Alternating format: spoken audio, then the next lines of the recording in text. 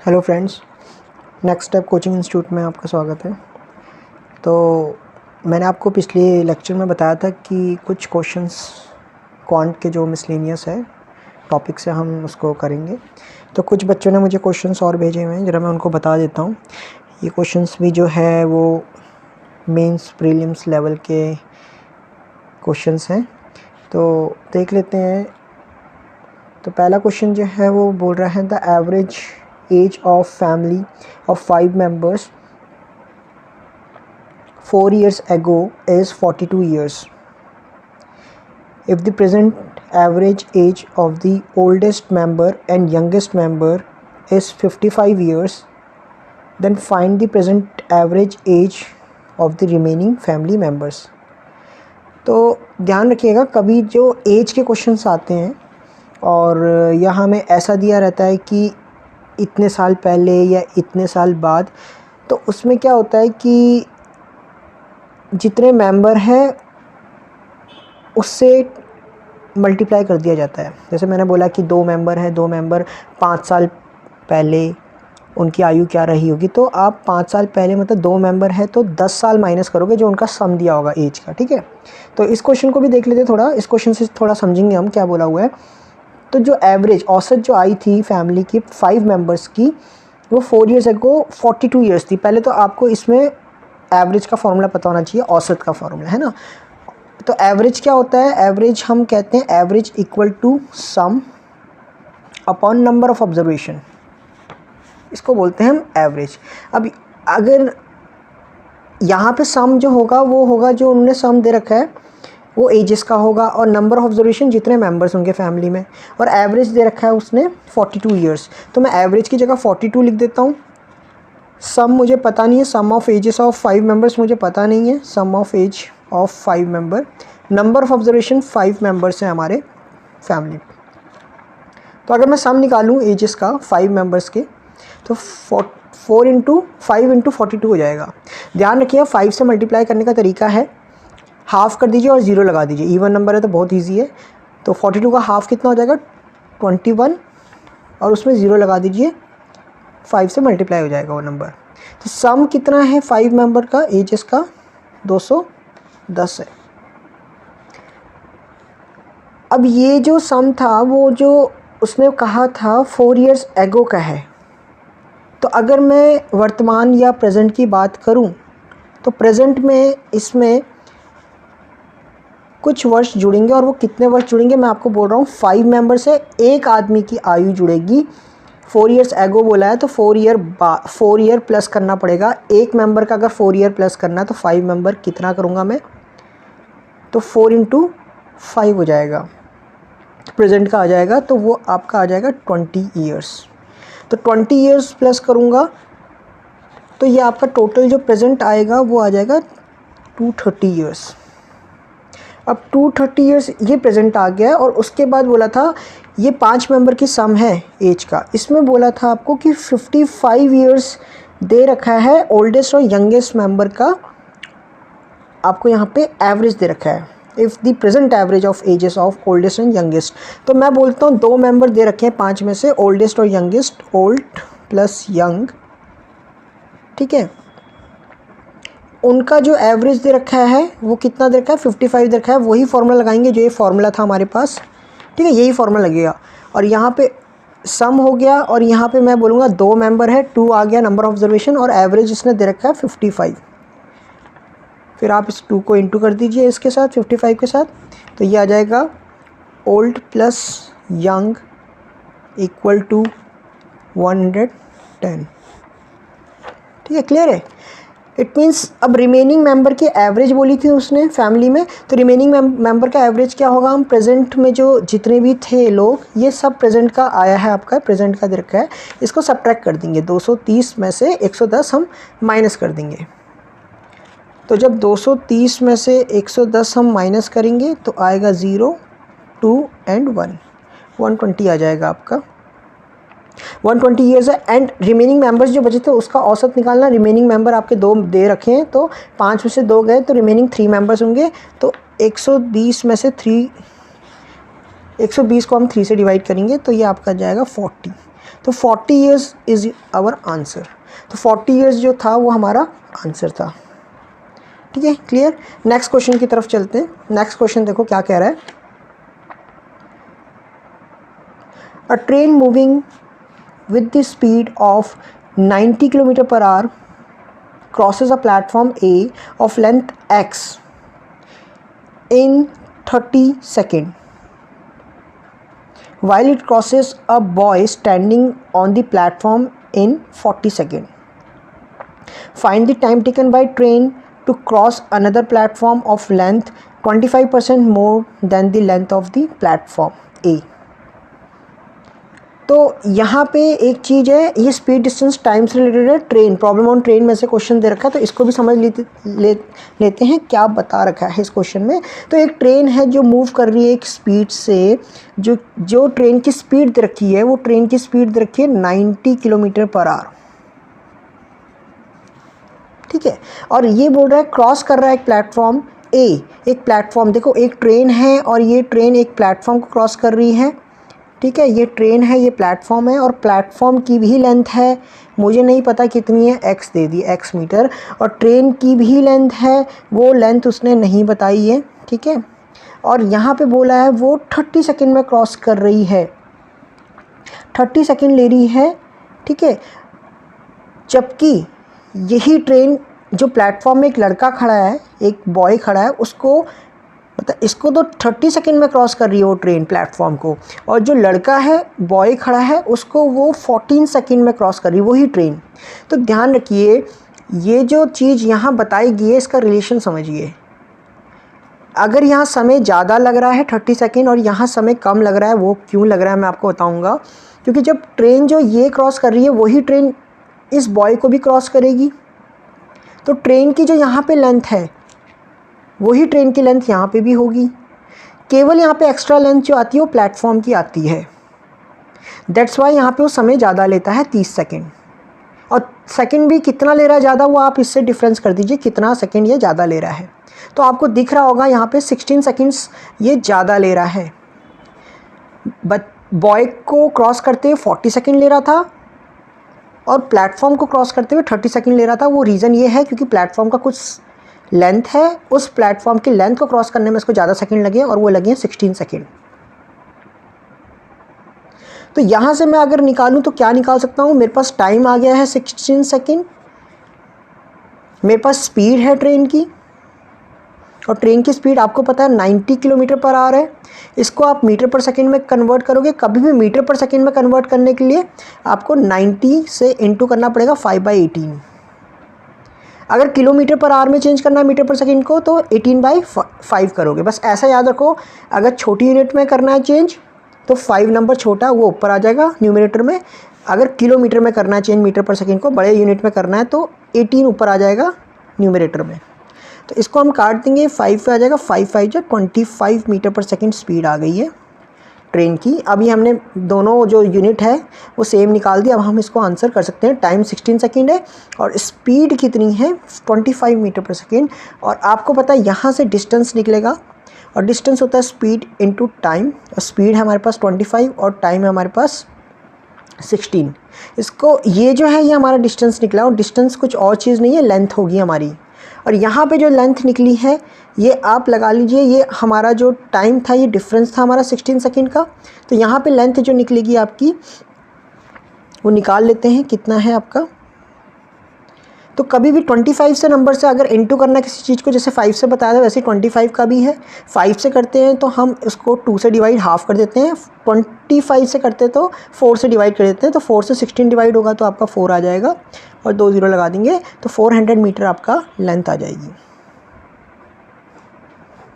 अब देखो यहाँ पे जो आपकी लेंथ आई थी जो हमने निकाली है 400 मीटर, तो ये किसका पता चलेगा किसकी लेंथ है, ये हमें यहाँ से पता चलता है कि ये हमने इसके लिए निकाला था कि 16 सेकंड एक्स्ट्रा लग रहे हैं। और 16 सेकंड आपको पता है क्यों एक्स्ट्रा लग रहे हैं, because of the platform length. And platform की लेंथ जो है वही यहाँ पे निकलेगी 400 मीटर। अब मुझे यहाँ से ये पता चलता है कि 400 मीटर प्लेटफॉर्म को तय करने में जो लाइन सबसे पहली दे रखी थी वो 30 सेकेंड लग रहा था ट्रेन को।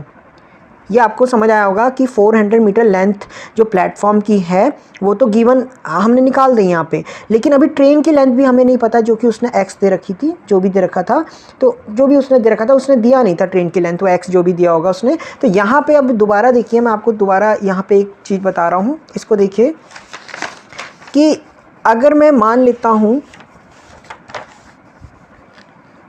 कि 400 मीटर लेंथ जो है वो प्लेटफॉर्म की है, प्लेटफॉर्म की है आपकी 400 मीटर लेंथ, और ट्रेन जो है, ट्रेन की लेंथ मुझे पता नहीं है, 400 मीटर लेंथ आपकी प्लेटफॉर्म की है, और वो उसको क्रॉस कर रहे हैं। आपका जो टाइम लग रहा है उस प्लेटफॉर्म को क्रॉस करने में 30 सेकंड लग रहा है उस ट्रेन को, ठीक है। इसने साफ साफ दे रखा है ट्रेन को क्रॉस करने में कितना सेकंड लग रहा है, 30 सेकंड लग रहा है, ठीक है। 30 सेकंड लग रहा है क्रॉस करने में उस ट्रेन को, इस प्लेटफॉर्म को। और स्पीड कितनी है, स्पीड उसने दे दिया है, स्पीड 25 मीटर पर सेकंड आपके सामने निकाली थी मैंने, जो उसने 90 किलोमीटर पर आवर को दिया था, वो 25 मीटर पर सेकंड मैंने स्पीड निकाल दी थी। आपको पता है आपके पास टाइम भी है, ठीक है, आपके पास स्पीड भी है, तो टाइम और स्पीड है तो लेंथ कैसे निकलती है, तो यहाँ पे हम टोटल लेंथ निकालेंगे।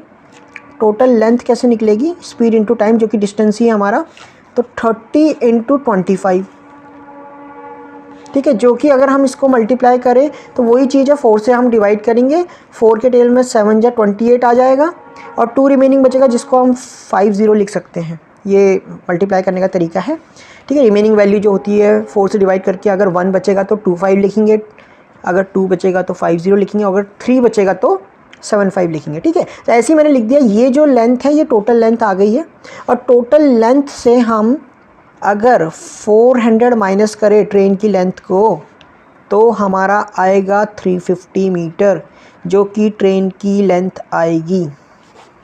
Is that clear. अब 350 जो मीटर है ट्रेन की लेंथ आ गई है। अब उसने यहाँ पे क्वेश्चन ये बोला था कि 25% मोर दूसरे प्लेटफॉर्म को क्रॉस करना है इसी ट्रेन ने, तो 25% मोर अगर बोलें तो 25% को हम बोलते हैं 1/4। 1/4 और प्लेटफॉर्म की लेंथ जो पहले वाले की थी 400 थी, तो इसका 1/4 आप निकालोगे तो 100 आ जाएगा। 100 मीटर ज़्यादा, तो 400 में 100 प्लस करोगे तो 500 मीटर का तो वो प्लेटफॉर्म हो गया, जिसको अभी क्रॉस करना है उस ट्रेन ने। और ट्रेन की लेंथ जो हो गई है, ट्रेन की जो लेंथ हो गई है वो हमारी अभी हमने निकाली है 350। तो टोटल जो डिस्टेंस कवर करेगी वो ट्रेन, वो इन दोनों को हम प्लस करेंगे, और वो प्लस करेंगे तो कितना आएगा, 058। इतना डिस्टेंस ट्रेन कवर करेगी। किस स्पीड में, स्पीड ट्रेन की आपको पता है, वो हो गई 25 मीटर पर सेकेंड। और यहाँ से आप टाइम निकाल लोगे, टाइम का फॉर्मूला होता है डिस्टेंस अपॉन स्पीड, 850 अपॉन 25, ठीक है। इसको आप डिवाइड कर दिए, 25 के टेबल में 75 आता है 3 जा, और 75 आपका आएगा, रिमेनिंग बचेगा 100, 100 आएगा आपका 4। तो इट मीन्स 34 सेकेंड में इस प्लेटफॉर्म को क्रॉस करेगी वो ट्रेन, जिस प्लेटफॉर्म की लंबाई 25% ज़्यादा है पहले वाले प्लेटफॉर्म से। तो होप करता हूँ आपको ये क्वेश्चन समझ आया होगा, ठीक है। आपको और ज़रा कंसेप्ट क्लियर करने या क्वेश्चंस आपके डाउट आप बता सकते हो, कमेंट बॉक्स में आप कमेंट कर सकते हो, तो हम और क्वेश्चंस आपको करवाएंगे, ठीक है। नेक्स्ट क्वेश्चन की तरफ चलते हैं। देखो नेक्स्ट क्वेश्चन जो है वो आपका प्रॉफिट और लॉस से रिलेटेड है। तो मैंने पहले बताया था मिसलेनियस टॉपिक के कुछ क्वेश्चंस लाऊंगा बच्चों की डिमांड पे, तो कुछ बच्चों ने बोला है तो मैं करवा रहा हूँ। तो पहला क्वेश्चन जो मैंने आपको करवाया था आपको पता ही चल गया होगा, ठीक है। ये आपके सारे प्रीलिम्स मेंस टाइप के लेवल हैं। तो एवरेज से रिलेटेड था, एजेस बेस्ड, और जो ये क्वेश्चन है आपका प्रॉब्लम ऑन ट्रेन बेस है। अब जो क्वेश्चन आ रहा है वो आपका आ रहा है प्रॉफिट लॉस का क्वेश्चन है। कहता है a car dealer sells 2 car for 75,000 each. तो आपको मैं बता दूं, अगर कभी भी ऐसा क्वेश्चन आए कि 75,000 ईच में है, तो आप टोटल आप निकाल दो सेलिंग प्राइस, ठीक है, ऑफ 2 कार, जो भी है, जो भी कार्स हैं आपकी। तो 75,000 प्लस 75,000 2 से ही मल्टीप्लाई कर देते हैं, तो आपको 75 2 जा 150 होता है। तो ये टोटल आपका सेलिंग प्राइस आ जाएगा। और यहाँ पे उसने एक चीज़ बोली हुई है कि neither losing nor gaining in total. तो ना तो वो लूज़ कर रहा है ना वो गेन कर रहा है, ठीक है, ना तो वो लूज़ कर रहा है ना वो गेन कर रहा है। इसका मतलब समझते हैं वो क्या कहना चाहता है कि उसको कोई भी ना तो लॉस हुआ है ना प्रॉफिट हुआ है। इट मीन्स आपको पता है ये जो आया होगा, ये जो चीज़ आई होगी सेलिंग प्राइस है, जितने में उसने बेचा है उतने में उसने ख़रीदा होगा, तभी तो उसको ना तो प्रॉफिट हो रहा है ना लॉस हो रहा है। तो मैं सेलिंग कॉस्ट प्राइस बोलूँ ऑफ कार बोलूँ तो कॉस्ट प्राइस भी सेम ही रहेगा, जो कि आपका रहेगा 150,000। ठीक है, अब होता क्या है 1,50,000 रहेगा। अब होता क्या है, उसने एक लाइन और दे दी है, if he sold one of the car at a gain of 25%, यदि उसने एक कार को सोल्ड किया 25% में, then the other is sold at a loss of dash. तो एक कार को अगर उसने 25% में प्रॉफिट में सेल किया है तो दूसरे को कितने लॉस में किया होगा। तो मैं आपको बता दूं, एक कंसेप्ट है जिसको हम कॉस्ट प्राइस को हमेशा 100% मानते हैं। ठीक है, और अगर उसने प्रॉफिट कमाया 25% का तो आपका यहाँ प्रॉफिट प्लस होता है, लॉस माइनस होता है, तो हम यहाँ प्लस करेंगे एज अ प्रॉफिट मान के। तो हम प्रॉफिट जो 25% आया उसको प्लस करेंगे तो सेलिंग प्राइस आएगा आपका, ये आप फॉर्मूले में भी देख लोगे समझ आ जाएगा, 125% बन जाएगा। ये सेलिंग प्राइस है फर्स्ट कार की। अब मैं आपको बोलूँ selling price of first car, एक कार की, तो ईच कार की दे रखी थी उसने 75,000, एक कार की दे रखी थी, हमने 2 से इंटू किया, दोनों की निकाली, तो एक कार की 75,000 है। तो मैं ये बोल सकता हूँ 125% बराबर 75,000। तो यहाँ पे आप दोबारा देखिए ज़रा कि जो मैं आपको बोल रहा हूँ यहाँ पे कि 125% इक्वल टू 75,000, यूनिटरी मेथड लगाएंगे तो 1% कितना होगा, 75,000 डिवाइड बाय 125। तो 100% क्या होगा, जो कि हम कॉस्ट प्राइस मानते हैं, तो 75,000 डिवाइड बाय 125 इंटू 100। इसको हम सॉल्व करेंगे, ये कटेगा आपके 25 के टेबल से, 4 जा और 5 जा, और 5 से कटेगा 75, आपका 15, और आपका 15 4 जा हो जाएगा 60। तो 60,000 आपका एक कार का कॉस्ट प्राइस आएगा। अगर एक कार का कॉस्ट प्राइस 60,000 है तो आप नेचुरली सेकंड कार का भी कॉस्ट प्राइस निकाल सकते हो, क्योंकि आपको टोटल कॉस्ट प्राइस पता था, टोटल सीपी था आपके पास 1,50,000। 1,50,000 से मैं 60,000 लेस कर देता हूँ, सेकंड कार का कॉस्ट प्राइस आ जाएगा। और वो कितना आएगा आपको ही पता है, 50,000 गया और एक और 10,000 जाएगा, 90,000 आ गया। ये कॉस्ट प्राइस था। अब उसने आपको पता है बेची कितनी भी थी सेकंड कार, दोनों कार सेम में बेची थी, तो ये कार भी उसने जो सेलिंग प्राइस था वो 75,000 ही रहा होगा। तो जाहिर सी बात है कॉस्ट प्राइस 90,000 है और सेलिंग प्राइस आपका 75,000 है, तो लॉस हुआ है। एंड लॉस कितने का हुआ है आप इधर से लगा सकते हो, 15,000 का लॉस हुआ है, उसको प्रतिशत में निकाल लीजिए। तो 15,000 लॉस है अपॉन कॉस्ट प्राइस हमारा 90,000 है, इंटू 100 कर देते हैं, परसेंटेज आ जाएगा 4 0 आप काट दीजिए, 1 2 3 4, आपका यहाँ से 150 डिवाइड बाय 9। ठीक है, तो आप इसको आप सॉल्व कर सकते हो, इस तरीके से भी सॉल्व कर सकते हो, दूसरा मेथड भी है आपका जो आएगा, आप यहाँ से भी सॉल्व कर सकते हो। अगर आपको आता है 3 के टेबल से 3 5/3 आ जाएगा, 50/3 आ जाएगा। आपको पता है 50/3, ठीक है, आप इसको डिवाइड करोगे तो आप 5 3 के टेबल में 3 1 जा 3, और रिमेनिंग आपका कितना बचेगा, 2 बचेगा। 20 आपका आता है, 18 आता है, 6 या 2/3%। तो 16 होल 2/3% आपका लॉस है। तो आपको होप ये भी समझ आ गया होगा ये क्वेश्चन। ठीक है, तो बहुत इंटरेस्टिंग क्वेश्चन है ये, और भी क्वेश्चन इस वैरायटी के हैं, तो कभी समय मिलेगा तो पूरी वीडियो बनाएंगे इसके ऊपर। तो नेक्स्ट क्वेश्चन की तरफ चलते हैं हम। नेक्स्ट क्वेश्चन जो है वर्क एंड टाइम से रिलेटेड है। ठीक है, एक वीडियो लेक्चर में मैंने आपको पहले भी करवाया वर्क एंड टाइम के, 2 वीडियो लेक्चर बनाए, 3 क्वेश्चंस करवाए हैं। तो इस क्वेश्चन में क्या कह रहा है, 20 women were assigned to dig a pond in 60 days. 15 women started working and in 45 days they finished a certain part of the work. If it is required to finish the remaining work in 15 days, then how many women must be added to the existing workforce? देखो एक simple से एक आपको एक नया type का भी logic बता देता हूँ। जब ऐसे क्वेश्चंस आते हैं तो किस तरीके से डील करना है। 20 औरतें किसी काम को 60 डेज़ में कर रही थी। ध्यान रखना ये टोटल वर्क होता है जो निकला है मेरा, मैंने पहले भी लेक्चर देख लेना अच्छी तरह। 20 वुमेन 60 डेज़ में काम कर रही थी, टोटल वर्क हो रहा था। अब उसी काम को जो स्टार्ट किया है 15 वुमेन ने किया है, मतलब 20 में से 15 वुमेन ने स्टार्ट किया है काम को, और उन 15 वुमेन ने काम को 45 डेज़ तक किया है। कितने डेज़ तक किया है? 45 डेज़ तक काम किया है।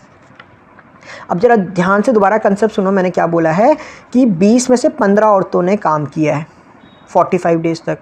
तो कितनी औरतों का काम जो था वो जो ओरिजिनल से कम था। मैंने बोला भैया 20 में से 15 ने किया, तो 5 औरतें थी जो काम नहीं कर रही थी और उन्हें 45 दिन तक काम नहीं किया है, तभी तो काम कंप्लीट नहीं हुआ है, क्योंकि 60 डेज़ में काम कंप्लीट होना था। 45 दिन तक काम किया, पहले तो इनका काम छूट गया 5 औरतों का 45 दिन का, फिर जो 60 दिन में काम हो रहा था वो 45 दिन तक ही किया है। तो भैया इसमें प्लस जो 15 दिन शेष है 45 में से 60 में से 45 डेज़ काम किया है 15 वुमेन ने, तो डेज़ भी तो बचे हुए हैं। और डेज़ कितने रिमेनिंग है? डेज़ भी हमारा 15 डेज़ रिमेनिंग है। और ये 15 डेज़ में आपको मैं बता दूं, मैंने 45 तक तो ले लिया है 5 वुमेन।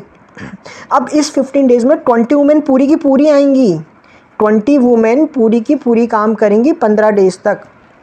तब जाके जो ये जो रिमेनिंग पार्ट था वर्क, ये नहीं हुआ था। मैं पहले आपको बता रहा हूँ, एक तो 15 डेज़ का वर्क नहीं हुआ था, ये मैंने 20 वुमेन का ये निकाल दिया है, जो कि 45 दिन तक काम हुआ था। उसमें से मतलब 20 औरतों का काम नहीं हुआ, जो 20 वुमेन थी उनने 15 डेज़ तक काम नहीं किया। एक तो वर्क ये बच गया है रिमेनिंग, दूसरा जो ये 20 वुमेन थी उसमें से भी 5 वुमेन काम नहीं कर रही थी 45 दिन तक, वो भी मैंने लिख दिया आपका। तो ये काम बचा हुआ जो काम है वो काम करेंगे जो इस क्वेश्चन में रिमेनिंग जो वर्कफोर्स रिक्वायर्ड होगा। तो मैं इसको साफ साफ लिख देता हूँ, 5 women into 45 days plus 20 women into 15 days equal to, ये इक्वल करूँगा मैं किससे? जो उसने बोला हुआ है कि the remaining work in 15 days, 15 days में काम होना चाहिए और कितनी वुमेन रिक्वायर्ड है।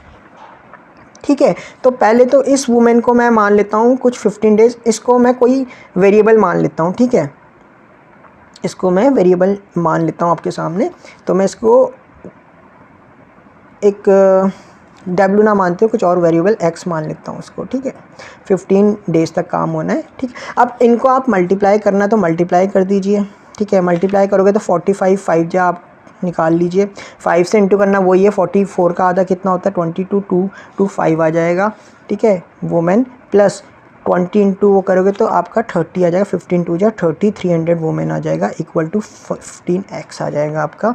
और यहाँ पे अगर आप x बोलना है, आप यहाँ पे अगर आप प्लस करोगे, जो भी इनको प्लस कर दोगे तो या वुमेन का टर्म भी होगा वो भी आपस में कट जाएगा। ठीक है, मैं आपको यहाँ पे बता देता हूँ, अगर हम यहाँ पे वुमेन ही मानेंगे, ठीक है, तो आपको तब भी यहाँ पे लेना ही पड़ेगा।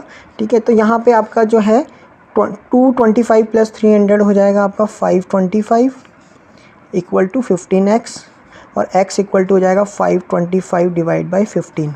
तो इसको आप कैंसिल करोगे तो 15 आपका 45 आता है, कितने जाता है 3 जाता है आपका, और आपका 45 आ गया, और रिमेनिंग कितना बचा आपका 775 आपका आता है। 15 5 जो 75। तो ये आपका जो मैं बता रहा हूँ ये वुमेन जो है 35 है।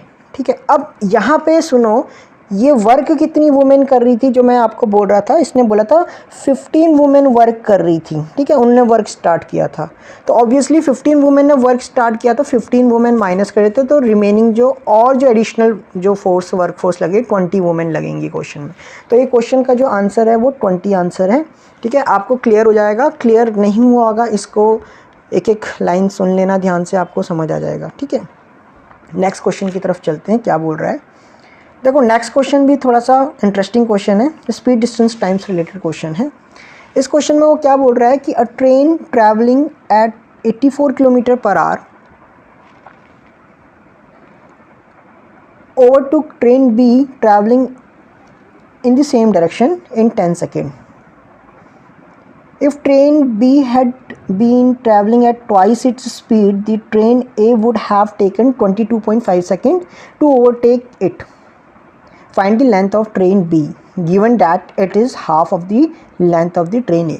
तो लेंथ जो आपको पता है, जो बी की जो लेंथ है वो लास्ट में दे रखी, आधी है ट्रेन की जो ए की लेंथ है। दूसरा इसने ये बोला हुआ है ट्रेन जो ए है वो ट्रैवलिंग कर रही है 84 किलोमीटर पर आवर, स्पीड दे रखी है 84 किलोमीटर पर आवर। एक चीज़ पहले क्लियर कर लेते हैं, यहाँ पे क्या है, एक ट्रेन चल रही है तो दूसरी ट्रेन भी चल रही है उसके साथ में। एक ट्रेन फास्ट चल रही है पीछे वाली और आगे वाली ट्रेन जो है वो स्लो चल रही है, तभी पीछे वाली ट्रेन ओवरटेक करेगी। तो जब दो ट्रेन सेम डायरेक्शन में चलती है,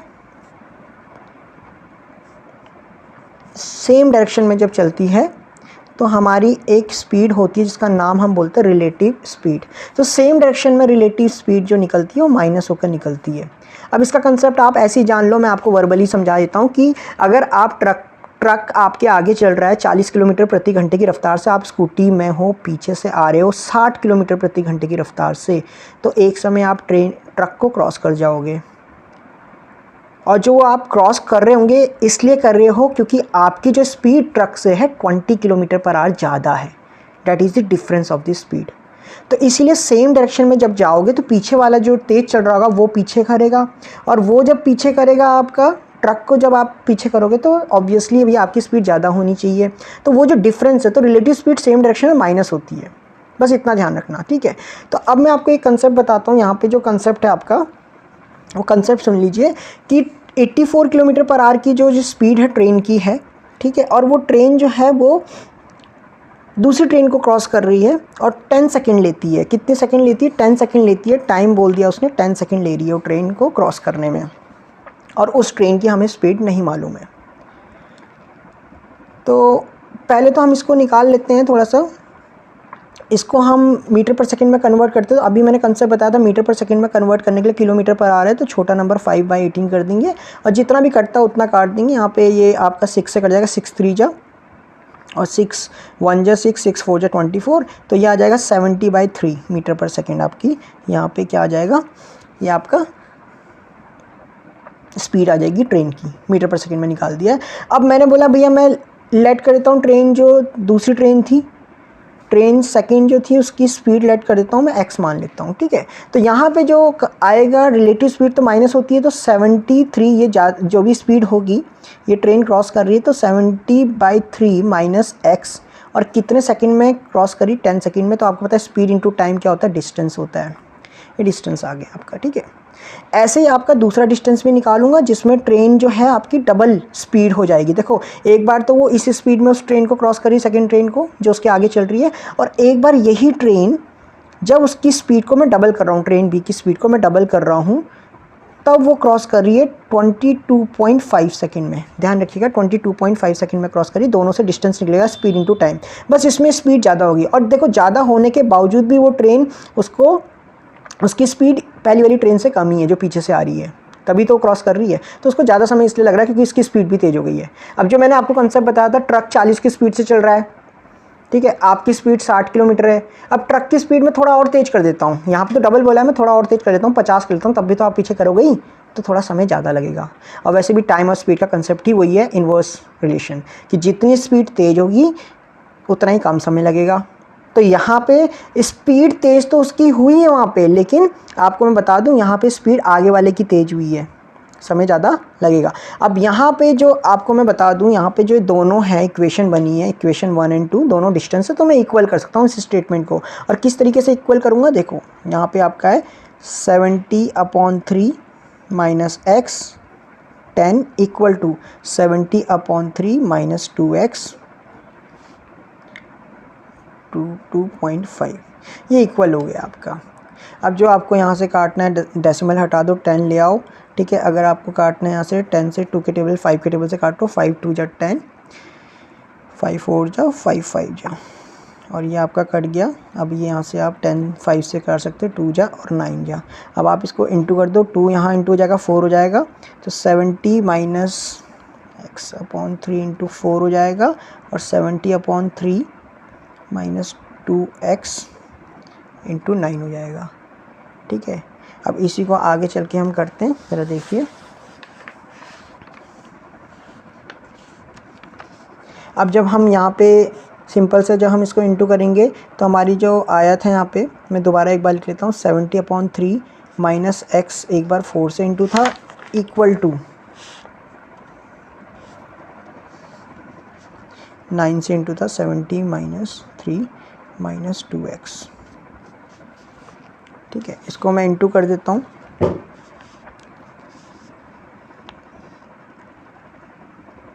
तो या तो मैं सिमिलर टर्म को लेके जाता हूँ जितना इंटू हो रहा है, 70 into 4/3 minus 4x equal to 70/3 into 9 minus 18x। ठीक है, थोड़ा आप देखना, इसको ध्यान से देखना क्या हो रहा है ये। अब एक ही टर्म को मैं आपस में ले आता हूँ, इस टर्म को इधर ले आता हूँ, तो 18x माइनस 4x, ये आप भी कर लेना घर में, और 70/3 इंटू 9 माइनस 70/3 इंटू 4।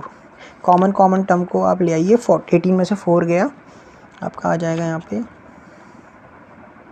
14x, और 70/3 कॉमन आ गया, 9 माइनस 4 हो गया 5 हो जाएगा। 14x इक्वल टू, या अब अभी लिख लीजिए, और ये हो जाएगा 5। तो 14 से 70 कट जाएगा 5 से, और 5 जो हो जाएगा 25/3। तो ये जो आया ये x आया है। इस x को मैं आपको बता दूं, ये जो x है ये स्पीड ऑफ, जो मैंने आपको बताया था स्पीड ऑफ सेकंड ट्रेन है, स्पीड ऑफ सेकंड ट्रेन। अब आपको सेकंड ट्रेन की स्पीड बताता हूँ, ये मीटर पर सेकंड में है आपकी, मैं इसको किलोमीटर पर आवर में निकाल देता हूँ। 25/3 को किलोमीटर पर आवर में करूँगा तो क्या करूँगा आपको ही पता है, 18/5 से इंटू कर दूंगा, 5 से कटा 5 से, और ये 6 से, तो 6×5 जो 30 किलोमीटर पर आवर आ जाएगी सेकंड ट्रेन की स्पीड। अब मैंने आपको सिंपल सा क्वेश्चन में ये बोला था कि जो आपका जो यहाँ पे, अब सिंपल सी बात है कि दोनों जो स्पीड थी, एक की 84 किलोमीटर पर आवर थी और दूसरी ट्रेन की 30 किलोमीटर पर आवर थी, तो रिलेटिव स्पीड कितनी निकलेगी, माइनस करूँगा तो आपका 54 किलोमीटर पर आवर आ जाएगी। और 54 किलोमीटर पर आवर को मैं मीटर पर सेकंड में कन्वर्ट करूँगा तो 54 इंटू हो जाएगा आपका 5/18। 18 के टेबल से जाएगा आपका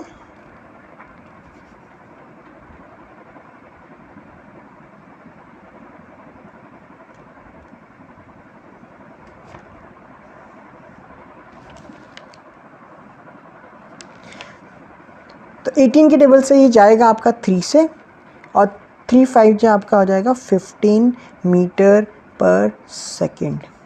तो 15 मीटर पर सेकेंड जो है आपका, ये मैं आपको ये बता रहा हूँ, ये इस 15 मीटर पर सेकेंड रिलेटिव स्पीड आई है, और इस 15 मीटर पर सेकेंड से इसने 10 सेकेंड लगाया है एक दूसरे क्रॉस करने में। तो आपको पता है स्पीड इंटू टाइम क्या होता है, ठीक है, तो यहाँ पे स्पीड इंटू टाइम लगा दूंगा, 150 मीटर आ जाएगा। ये 150 मीटर जो है ये आपकी लेंथ होगी दोनों ट्रेन की लेंथ होगी, ट्रेन 1 प्लस ट्रेन 2, इसकी लेंथ 150 मीटर है। और आपको बता दिया है जो ट्रेन बी की जो लेंथ है, अगर मैं रेशियो में बोलूँ, ट्रेन बी की लेंथ आधी है ट्रेन ए की लेंथ से, तो ट्रेन ए की लेंथ मैं 2 मानता हूँ, तो बी की लेंथ 1 हो जाएगी रेशियो में बोलूँ, ठीक है, और दोनों मिलकर कितना हो जाएगा, 3 हो जाएगा। और ये दोनों टोटल है, टोटल लेंथ है, और टोटल लेंथ मुझे पता है 150 है, तो मैं बोलूँगा 3 बराबर 150 यूनिटरी मेथड से। तो 1 बराबर कितना होगा, 150 डिवाइड बाई 3, तो ये हो जाएगा 50 मीटर। तो 1 जो थी वो आपकी बी ट्रेन की लेंथ थी, और वही उसने पूछा था बी ट्रेन की लेंथ कितनी है, तो 50 मीटर बी ट्रेन की लेंथ है, डेट इज़ अवर आंसर। तो एक बार इसको आराम से देखिएगा, समझिएगा कंसेप्ट जो मैंने बोला है, अच्छा क्वेश्चन है ये। नेक्स्ट क्वेश्चन की तरफ चलते हैं। तो हमारा नेक्स्ट क्वेश्चन जो है वो प्रॉफिट लॉस से ही रिलेटेड है, अच्छा क्वेश्चन है, डिस्काउंट बेस्ड है। तो इसमें क्वेश्चन क्या बोला हुआ है, अ शॉपकीपर सोल्ड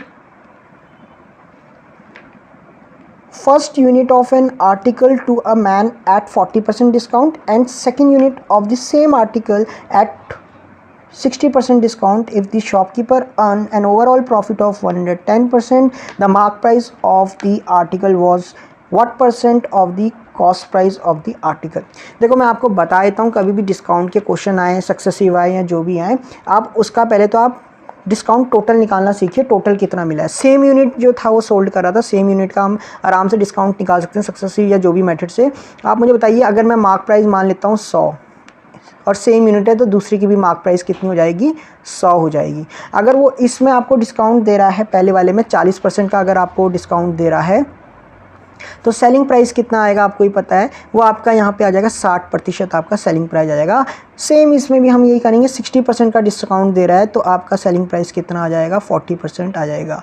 देखो अभी हमें सेलिंग प्राइस से भी अभी नीड नहीं है, हम सिंपल से आप पूरा डिस्काउंट निकालेंगे कितना टोटल डिस्काउंट मिल रहा है उसको, ठीक है। ओवरऑल प्रॉफिट दिया तो ओवरऑल डिस्काउंट भी निकलेंगे। देखो 40% डिस्काउंट है पहले में, दूसरे में 60%, तो आपको पता ही चल रहा होगा कितना डिस्काउंट दे रहा है। दोनों को टोटल करेंगे कि यहाँ मार्क प्राइस दोनों का सेम अगर हमने लिया है यहाँ पे, तो टोटल डिस्काउंट जो हो गया वो 100% का हो गया है, और टोटल मार्क प्राइस बोले तो 200 का हो गया है। तो 100-200 का कितना प्रतिशत है आपको ही पता है, यहाँ से हमारा आंसर आ जाएगा 50% डिस्काउंट, समझ लो, ठीक है। 50% है तो यहाँ पे आप फॉर्मूला बता रहा हूँ, 50% अगर डिस्काउंट है तो सेलिंग प्राइस कितना होगा, 50% ही होगा। मैं आपको सिंपल सा एक लॉजिक बता रहा हूँ, अगर मार्क प्राइस 100% है, 50% का ओवरऑल डिस्काउंट दे रहा है तो सेलिंग प्राइस 50% होगा। तो एक फॉर्मूला देखिए, SP into mark price upon 100 into जो प्रॉफिट होगा सेलिंग प्राइस पे उसका SP, मतलब इक्वल टू। अब ध्यान रखिए मैं क्या लिख रहा हूँ, ये सारा SP का फॉर्म है, ये सारा सेलिंग प्राइस का फॉर्म है। ये मार्क प्राइस भी आपका मैं उसी बेस पे लिखूँगा, सेलिंग प्राइस ही लिखूँगा, आएगा जो आएगा, कितना ऊपर है ये आएगा आपका, ठीक है। देखो सेलिंग प्राइस ये कब का है, जब डिस्काउंट मिलेगा। इसको मैं दूसरी फॉर्म में दोबारा आपके सामने लिखता हूँ, discount into mark price upon 100 equal to selling price. अब दोबारा देख लीजिए, मैं दोबारा दूसरी फॉर्म में लिख रहा हूँ इसको। अब डिस्काउंट कितने का आपको पता है, 50% है सेलिंग प्राइस, डिस्काउंट कितने का होगा, 50% का होगा।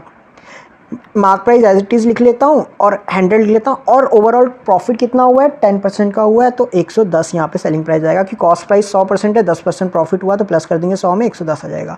यहाँ से मैं इसको सॉल्व कर देता हूँ, 50 से ये 2 हो जाएगा, और 2 से ये इनटू होगा आपका, और ये आ जाएगा MP आ जाएगा कितना, 220%। तो इसने जो ये पूछा था कि the mark price of the article was what percent of the CP of then article, तो ये 220% आपका क्या होगा, आंसर होगा। तो आपको क्लियर हो गया होगा ये क्वेश्चन भी। तो ये प्रॉफिट लॉस से रिलेटेड था। तो हमने यहाँ पे 6 क्वेश्चंस टोटल हमने किए हैं, और सारे डिफरेंट टॉपिक से रिलेटेड क्वेश्चंस हैं। अब ध्यान रखिएगा, अगर आपको ये वीडियो लेक्चर अच्छा लगा तो प्लीज़ कमेंट कीजिए, लाइक कीजिए, सब्सक्राइब कीजिए, और मुझे बताइए और क्वेश्चंस आपको अगर करवाने हैं तो मुझे टॉपिक बता दीजिए, मैं उस टॉपिक को भी करूँगा। फ़िलहाल अभी उन बच्चों की डिमांड पे कर रहा हूँ जो बच्चे अभी प्रिपेयर कर रहे हैं, बैंकिंग एग्ज़ाम इसका प्रिपेयर कर रहे हैं, तो वो मेंस और प्री लेवल के मुझे क्वेश्चंस भेज रहे हैं, और मैं उसी तरीके से आपको सॉल्व कर रहा हूँ। तो please like and subscribe it, ठीक है। आगे नेक्स्ट वीडियो लेक्चर में मिलेंगे मिसलेनियस टॉपिक के साथ में। Thank you.